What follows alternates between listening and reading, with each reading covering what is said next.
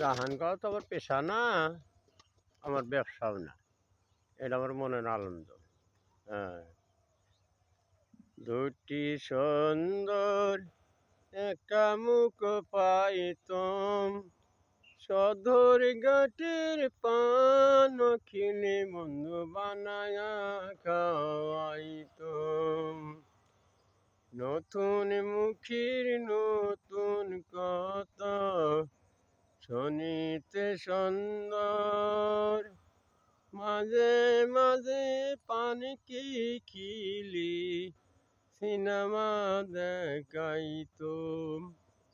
একদিন তরে পাইলে কাছে আসে পিরিতি শিখাইতম, সদর ঘাটের পান খিলি বন্ধু বানায়া খাওয়াইতম।